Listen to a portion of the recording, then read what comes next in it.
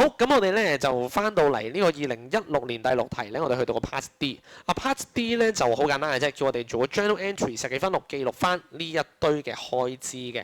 我哋望一條題目咯喎，16年嘅1月1號啦，咁啊 motor vehicles 咧汽車就係有個改進啊 modified to increase their efficiency 增加效率。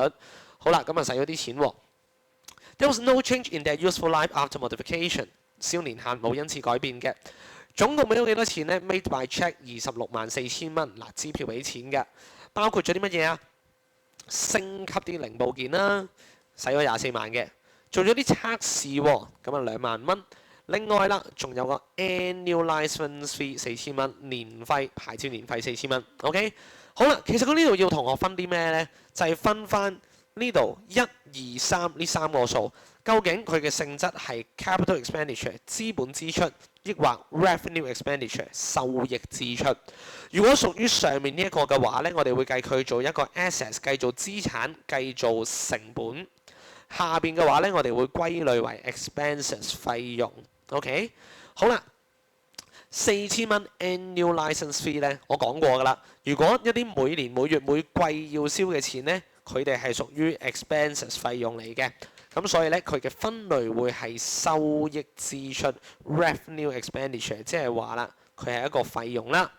至於前面啦，我哋呢啲提升生產力嘅部分同埋個 testing 測試費咧，呢兩嚿數都係計做個 cost， 計做成本嘅。佢哋係屬於一個 capital expenditure 資本支出。好啦，咁我識分咯喎，喺考試入邊寫答案，我要點樣去表述啊？我哋嘅表述方式咧就係咁樣嘅。咁我哋會寫翻低啦嚇個 cost。咁如果係屬於 cost 嘅部分咧，我哋係會 debit to 借記咗啲咩咧？就會 debit to 個 motor vehicles 嘅。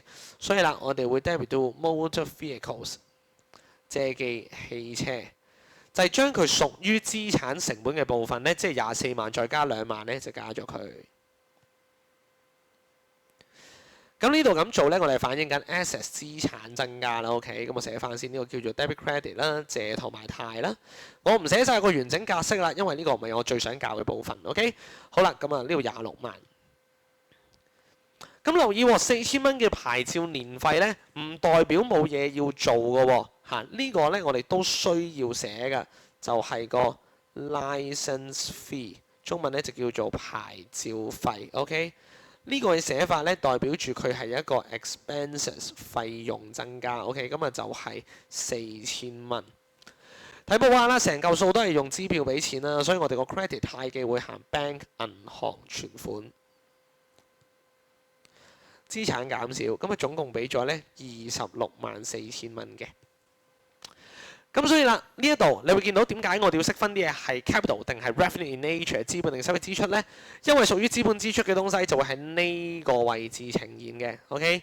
而屬於收益支出 expenses 嘅嘢咧就會喺呢個位置呈現嘅 ，OK？ 咁你見到兩者有個分別啦，26萬同埋4000。好啦，咁但係俾錢咧你就無分彼此，都係俾個總數嘅啫 ，OK？ 好啦，分完之後咯，其實有咩影響啊？如果我要去為啲車去計個折舊啦 ，OK， 咁今次條題目冇考啦。嗱，你會見到我假設 OK， 呢度教多少少嘢嚇。假設咧個車咧係 bought on 2014年1月1號嘅 ，OK， 咁個使用年限係幾多啊？題目有講過啦，使用年限係8年㗎嘛 ，OK， 8年。而家呢個係2014年嗰條考嘅嘢嚟嘅。2014年1月1號買啦，你就有8年嘅壽命啦，係咪？而家啦過咗2年，喺2016年嘅1月1號嘅時候，你就做咗個 upgrade， 你做咗個升級，加咗啲嘢落去嘅，總共使咗26萬係計成本啦 ，OK， 26萬。好啦，26萬計成本，問題咁即係話呢度 onwards 數過去啊，其實仲有幾多年嘅使用壽命啊？係6年㗎啫喎 ，OK。因為呢一度咧已經過去咗2年啊嘛，所以如果 for 呢一個升級嘅部分啊，用 straight line 直線達去計，每年嘅折舊係幾多咧？就會係26萬蚊除翻6年 ，OK， 26萬除翻6年，咁如果你撳機咧，就會係呢個嘅43333呢個數1年就係個折舊費用啦。OK，今次冇考到呢樣嘢，但係如果佢想延伸考呢，係可以考埋嘅。如果你想知道多少少關於呢個部分呢，咁你可以試下做 DSE 14年嘅 Question 2嗰條題目呢，就正正係考緊呢一個概念啦。